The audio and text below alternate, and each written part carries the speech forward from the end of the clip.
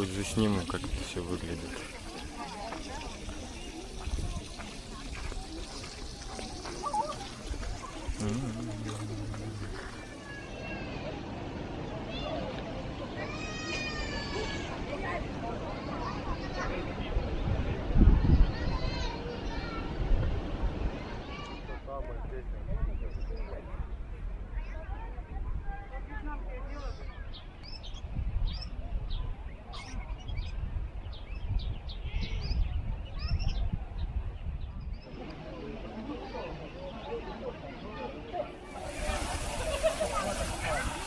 רוצה לקנות איתך את זה, אם ארגז מתחת לזרוק את זה, אני קונה את זה ויש לי ברווזים.